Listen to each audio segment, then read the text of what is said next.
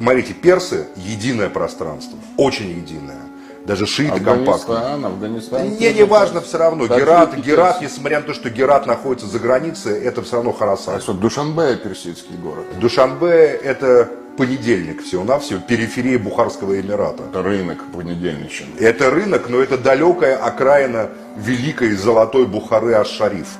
Понимаете? Благородная Бухара, вот столица Таджикистана. А Бухара персидский или турецкий город? Бухара таджикский город.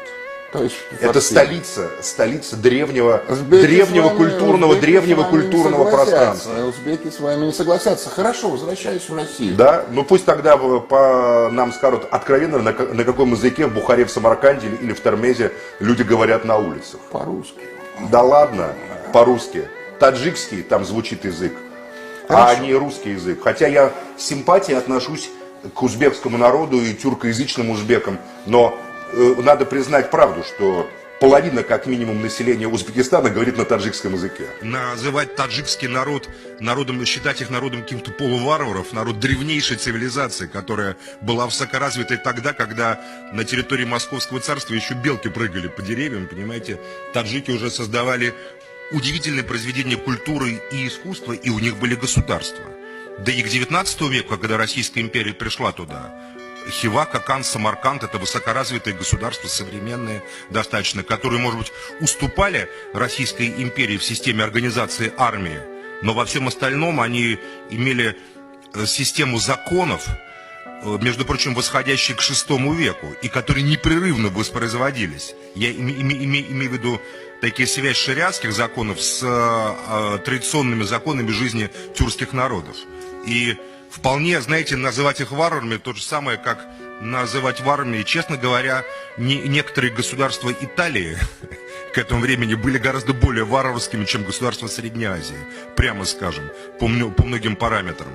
По крайней мере, Римскую Папскую республику, Папскую область трудно было считать высокоразвитым государством. Поверьте, Бухара и Каканд гораздо более были демократическими, свободными и законными государствами, чем Папская область. Однако мы же не предъявляем претензии Риму XIX века, который был упразднен графом Кавуром и Наполеоном III с разными там вариантами этих политических отношений. Границы советских республик проводились не по национальному признаку, а по экономическому. То есть Советский Союз рассматривался как единый хозяйственный организм. И поэтому, безусловно, Сталин проводил границы, или Хрущев, там, Украины, не в силу того, чтобы вот здесь украинцы, тут русские, например, а в силу того, чтобы там провести Днепровский канал в Крым, например. Там это было проще делать, если это, вот, допустим, там Херсон в Украине, Крым был, значит, в РСФСР. Вот если проще объединить два субъекта, вот, значит, проще будет там построить управленческую систему. Точно так же рисовались границы среднеазиатских республик, которые просто разделили там таджикский народ, например, на несколько частей. Большинство таджиков проживает в Узбекистане, в районе, потому что древние таджикские столицы — это не Душанбе. Душанбе в переводе на русский язык — это просто понедельник. Это был понедельничный рынок, который никогда не был городом, который создал просто Сталин как столицу. Сказал, здесь будет столица. А столица таджиков, безусловно, это Бухара.